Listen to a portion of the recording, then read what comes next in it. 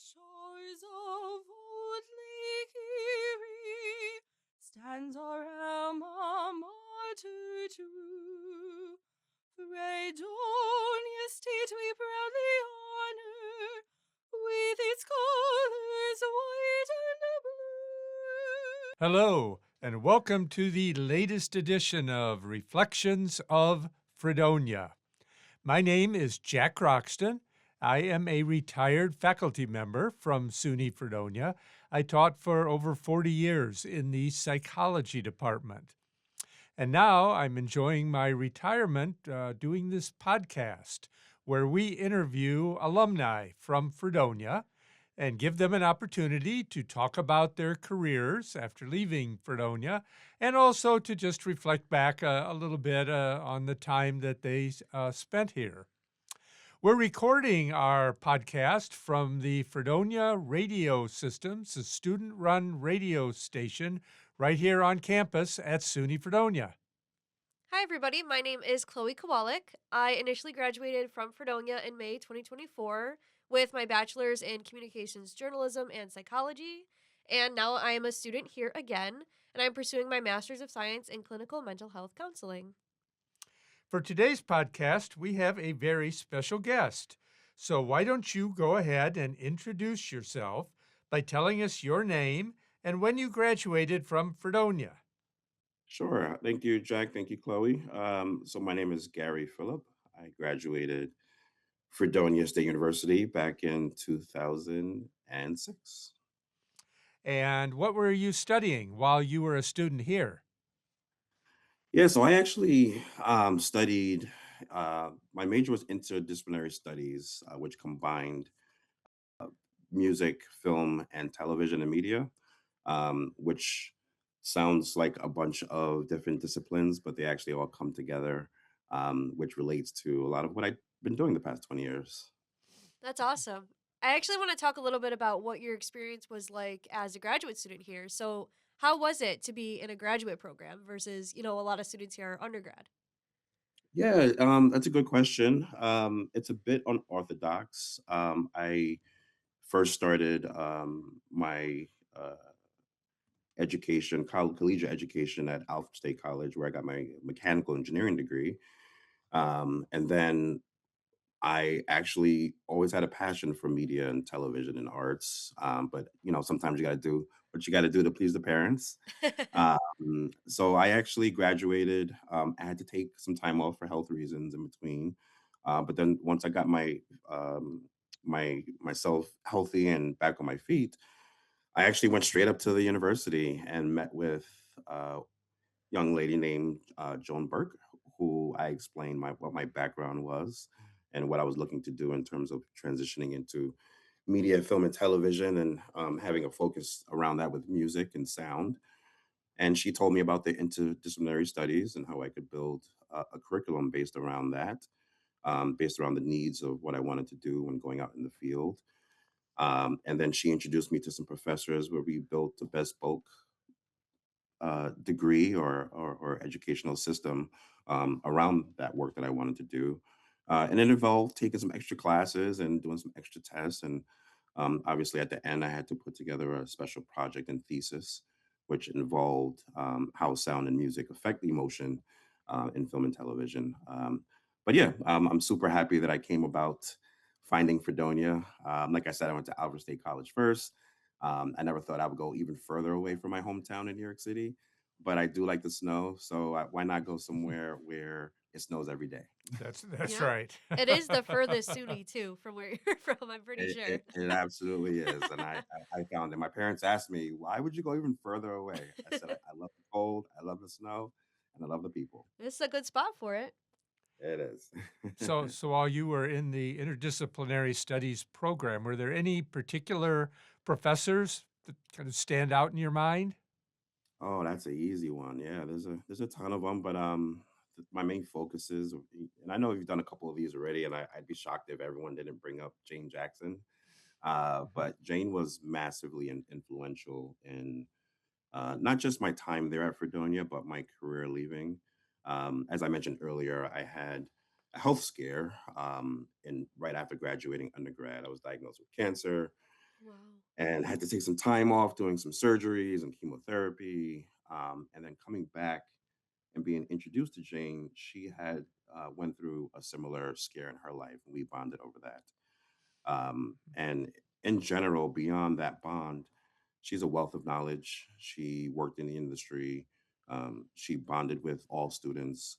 She really understood how to get the best out of each individual.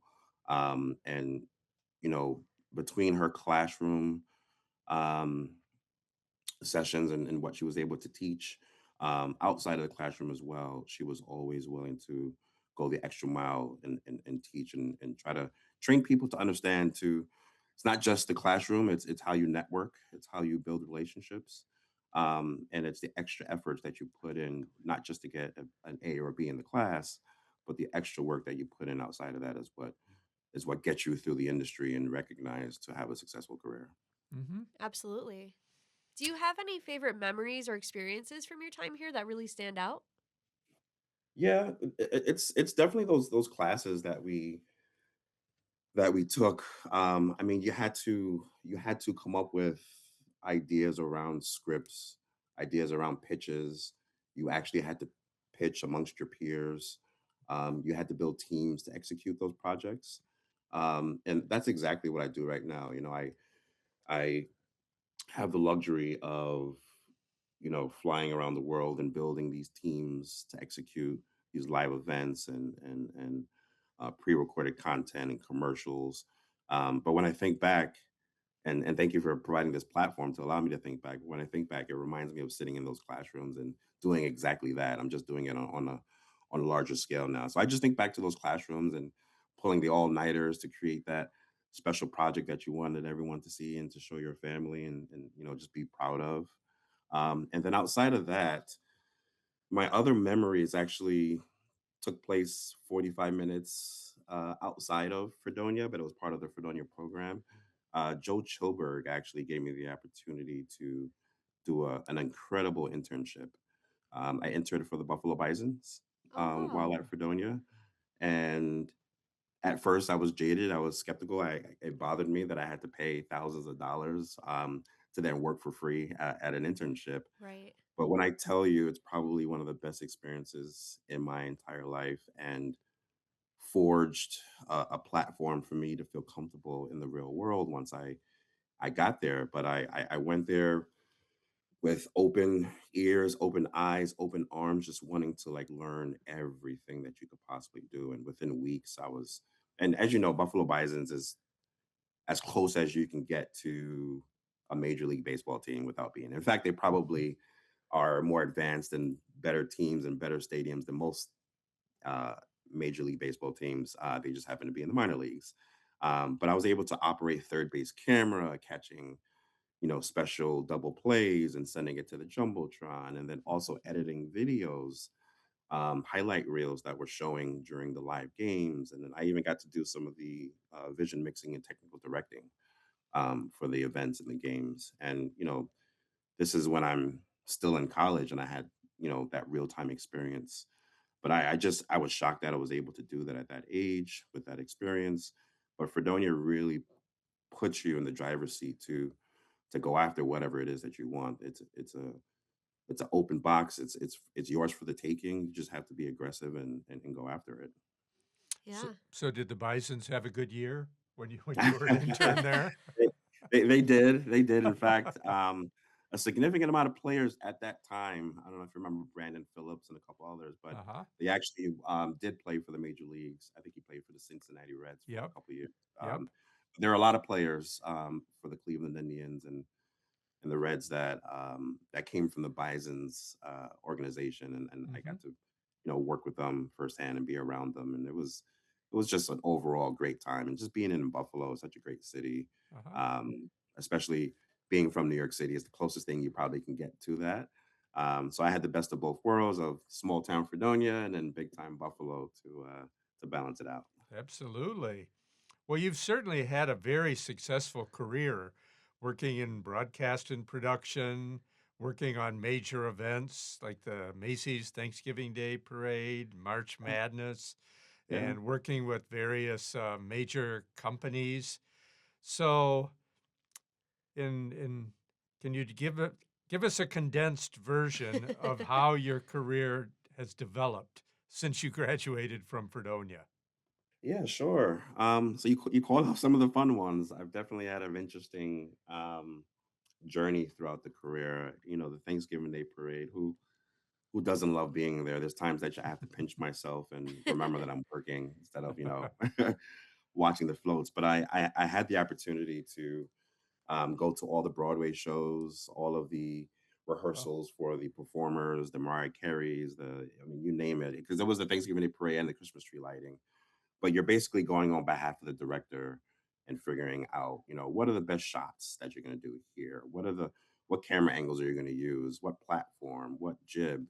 And then you're coming up with a shot list, a rough one that you're taking back to the director and say, this is what happened during the rehearsals.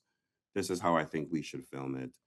There was actually an interesting moment where I was able to combine both disciplines of engineering and television and film production and media, where rehearsals were happening for, I believe it was the Mariah Carey dancers, and she wanted the platform to be a certain level. I think she wanted it 6 more inches, and she wanted it longer so the dancers could come straight from the building of NBC Rockefeller right into the stage. And I remember having a production meeting that morning where the engineers were finalizing the design for that stage.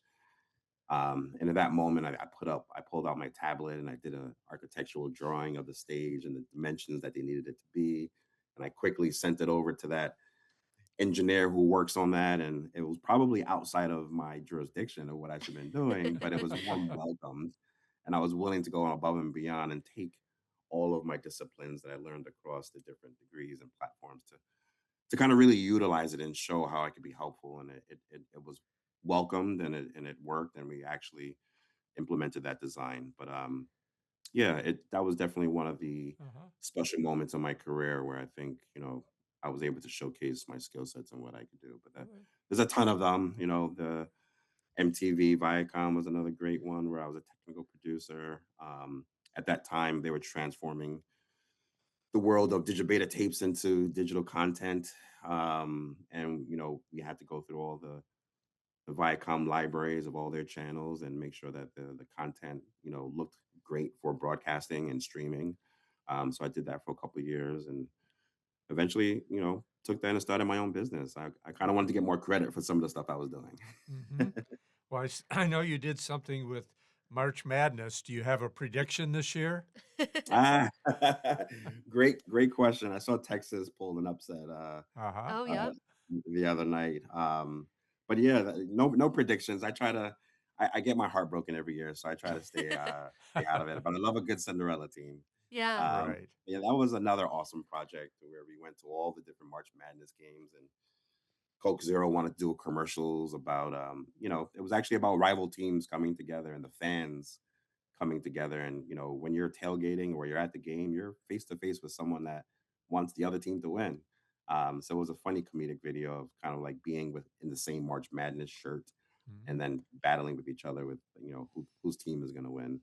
Um, but yeah, good So times. so I That's have to cool. ask, in the course of your career, have you rubbed elbows with any celebrities, and does any particular interaction stand out at all?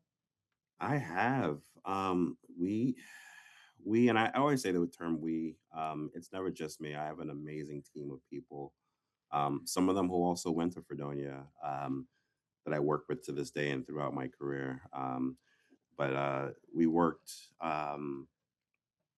closely on different projects with Google and the White House social campaigns revolving around you know clean drinking water and um, better reading rates for women and better rights around the world for them in different countries that don't have those rights. But we brought in Michelle Obama to the Apollo Theater in Harlem, New York, and we brought Oh, in Charlize Theron, and Huh. we brought in a bunch of other celebrities, and we allowed them to use Google Hangouts as a tool to communicate with some of these kids in the inner cities and also in these third world countries that don't have access to positive women to give visions for what they see for their futures, but using technology like hangouts and streaming, they were able to have real time conversations and talk about how to better their community, better their hometown, and better their development. Oh, So that was definitely one of the more rewarding projects that I got a chance to work on with some celebrities, and I've done some stuff for the NFL where I got to work with Joe Montana and Roger Staubach Oh and wow. RG3, Robert Griffith III. uh-huh. Selena Gomez was another one. That was, I don't know if anyone ever tells you bad stories, but I'll give you a bad story where you have to go through those moments as well, right? Oh Sure. yeah. So Selena Gomez was coming out with a clothing line, Adidas Neo. She was going to do a modeling show out of the YouTube YouTube studios in LA, formerly the Howard Hughes uh, um, Airport, and we built out a whole set for her to bring on some models and showcase her clothing line. And we wanted to show that she was a global star. She had fans around the world, so we sent teams out to Prague, Berlin, and I'm forgetting the third location. But yeah, we sent out crews there, and she was going to interact with them and do a Q&A. And they were going to watch the show from malls in those locations, and everything was good. I was working the project with another Fredonia alumni, Andrew McCardle, um, and I was producing, he was directing, and I was on the floor with Selena, and I was giving the countdown for going live to YouTube for this massive global event. And we gave the countdown, 3, 2, and I, said live, and she started talking, and 5 seconds, 10 seconds into it, I was told we're not live. But I was told in my comms and no one else in the room heard it. And I was in disbelief. So I just had her keep going. And we got a good 3, 4 minutes in before I had to stop her and tell her that we didn't go live. There was an error on the Oh stream, no. Oh no. and she was highly upset. We did realize that it was outside of our control. Like it was something wrong that an update the YouTube put out that we weren't aware of that was going to happen. But you have to have those moments, and there's measures that we put in place since then to counter, when you have those situations happen. But when something can go wrong, it will, and you have to roll with the punches and you learn from it. So Mhm. it was great to meet her, but she wasn't happy with me that day. Well, clearly that wasn't a career breaker for you. It was a career builder, I would Yes, there say. you go. Yeah. Yeah, you Oh, actually started hinting towards it a little bit, I think. You worked as a producer and director for Echelon Marketing and Design. Tell us a little bit Yes, about some of those projects that you worked on. absolutely. So Echelon Marketing Design was actually the company that I referenced earlier. It's a company that I started, um, uh, you know, 5, 6 years into graduating Fredonia, and um, what I quickly realized after working for a couple networks is that yes, it's great to be hired as a producer, director, specific positions, but a lot of the times the creative input, the um, the start to finish piece of it, the timeline, the experience, you don't have control over it. And I just started getting a little bit hungry for owning the whole thing, start to finish, building my own team, um, building my own creative. And so I decided to start this company called Echelon Marketing and Design. It was very much a production company that also focused on the creative, and we did a lot of great work. We actually did a project for the USO tour. We traveled the world and did a documentary on how performers for the USO tour brings life and excitement into some of these families that are living on embassies around the world fighting for our country. In that, I got to tour all around Italy, Venice, Vicenza, Naples. We went to Germany. We went to Switzerland. We went to Jordan, Israel. I mean, you name it. We went around the world doing this, and it was such a great wow. experience. And at that time, I had just bought a bunch of gear, which I want to come back to in terms of Fredonia. But I bought a bunch of gear that we used for the project. And it was such a great experience, and that's something I was able to do through the business. But we've done Yeah. a bunch of different commercials, both television and digital. At that time, we were also doing websites, and electronic press kits and live events. Um, but yeah, it was definitely a point in my career where I was able to start hiring other people, start hiring people that I became friends with at Fredonia. I think you guys already met with Jeff Eggleston and Nick Yes. Bernardone, Yep. but some of Yep. those projects that we collaborated on was through Echelon. Some of the Uh-huh. comedic content. Um, there was a lot of Fredonia names that worked with us and on us on those projects through Echelon Marketing and Design. Oh, real nice. So what are you up to now? Um, what am I up to now? I currently work as executive vice president for a company named Dream Tech. They were founded in London many 25 plus years ago.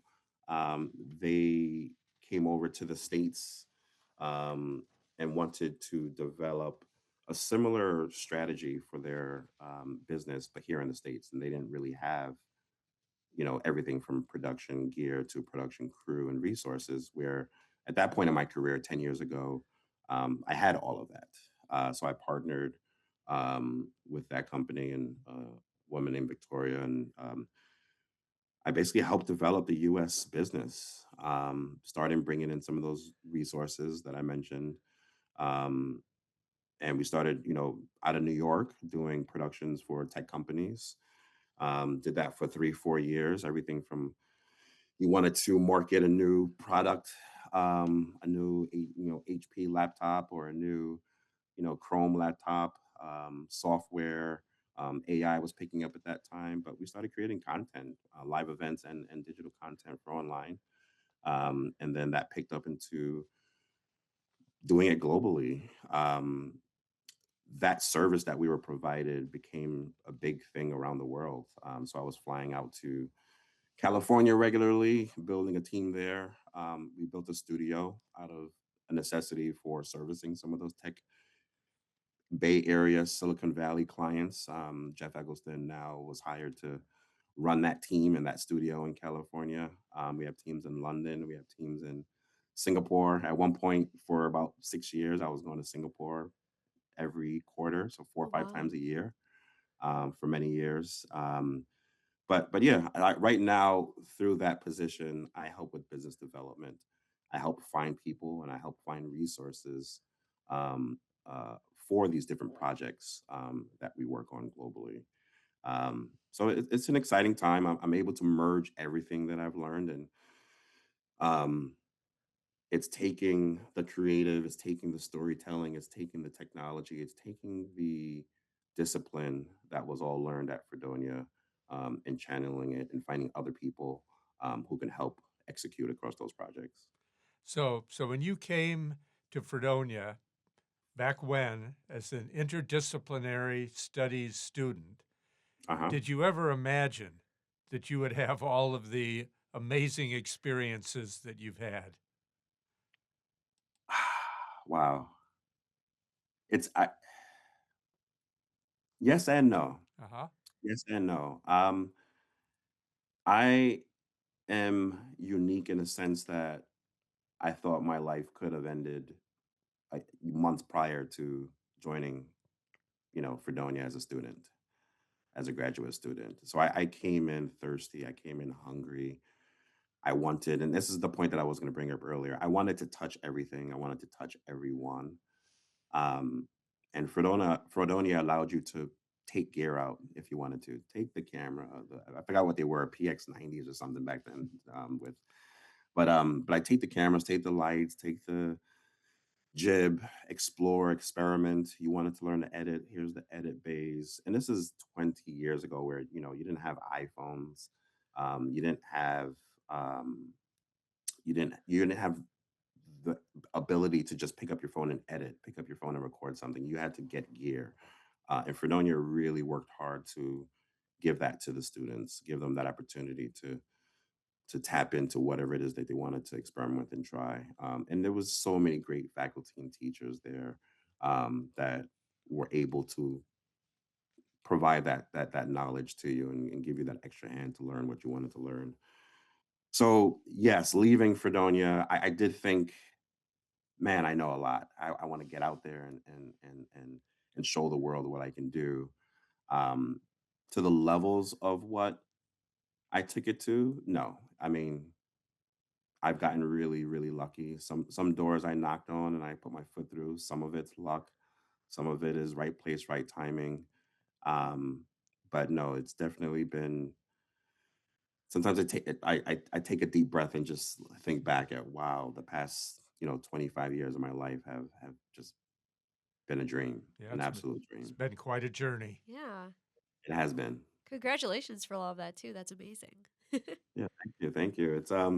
It's still a work in progress. It's I'm actually excited to kind of come to the campus and talk to some of the kids, which I'm going to be doing in a couple days, Yeah. Yeah. because we're in a different phase in life and technology and production in the world right now, and it's interesting. Some of the advice that I would give 10 years ago is different from what I would give today. So you That's have to actually continue to perfect. adapt. That's actually what I was just going to ask you next. Oh, what? Yeah, sure. Yeah, no, Sorry, no, no, sorry no. for jumping ahead. No, no, please, no, that's perfect. What advice would you offer current Fredonia students? Um, I think about this regularly. I have a 19-year-old in college. Um, I have a 3-year-old who's starting out life as well. They're both going to be in completely different worlds. And I think that's what's key that I would focus on is that you never stop learning, you never stopped adapting. Even though I had a successful broadcast career for over 10 years. That was a phase in my life. And at one point, I realized that there's a new phase coming. And I went to B&H Photo in Manhattan. I'm sure everyone in production knows B&H. You spend your entire savings. But that actually isn't a joke. I went there one day and I spent 40 grand, everything I had in Oh, the wow. bank. And I said, I want to know streaming. I went and bought 4 Black Magic I wanted to create that infrastructure that I had at Fredonia access, right? I went and bought 4 Black Magic production cameras. I brought vision mixers and switchers and coders and I made this little cart in my apartment and I spent weeks just like learning every ounce of streaming and what I could do for vision mixing and what you could do that you initially had to use a full raw system in a huge studio in Rockefeller that you could do now with a couple pieces of equipment on a cart. Um, and I just wanted to learn that extensively, and I did. And then I started training others, and I started hiring others to do that. Um, that then transitioned me into the next 10 years of my life of doing that on a large scale at some of these tech companies, building studios, hiring people to execute across it. Um, Obviously now AI is everything. How are you going to utilize AI? And it's scaring some people as we speak. What jobs are going to end? Should I not do this? Should I not do that? If you understand the principles of production, if you understand the basics, and going back to James Jackson, her big thing was show, don't tell, right? Learning all the rules, you still need to know those things. You still need to have the basic principles, the depth of field, and so forth. And when you're filming, I have people that they have all the equipment and knowledge in the air and they still don't know the basics and they can't, create something that is structurally what you can consider professional. So, to going back to answer your question, is to continue to work hard to learn no matter what. It doesn't stop. You have to reinvent yourself sometimes. You have to change disciplines sometimes. You have to merge discipline sometimes. Look at me, mechanical engineering, then music and film and television and production, and I've used all of it, all of it. Some of the jobs that I was hired in says we only hired you because you had a engineering degree. Some of the jobs that I was hired says that we hired you because you have the broadcast background and you wrote a script or and network and network. Um, the the amount of former Fredonians, the Fredonia alumni, accounts for probably 75 to 85% of the work that I've done. There's a connection to someone, faculty, or student um, since I graduated. So I would say either your biggest asset is to get to know people, work hard, be passionate, and just prove yourself. Everything that you're doing in that moment is for the next 5 years. It's that person that's going to reach out to say, "Hey, I had a good time working with so and so, and they know what they're doing. They're excellent. Let's bring them on to a production." Just get out there. I used to fly to LA regularly to work on productions. I did like the Sports Illustrated project one year, the World Series of Volleyball in Long Beach, California. I used to tell people I was a local there. I was flying there, paying for hotels, paying for my meals, losing money each time I did it just to get my name on call sheets, just to become familiar with people and people becoming familiar with me, that I became a name that people wanted to reach out to. But make that investment on yourself, bet on yourself, and have fun. Like I've had a blast over the past 25 years. Um, so All right. yeah, Well, that is definitely sound advice. Yeah, I like that. And we've really enjoyed having our chat with you this morning.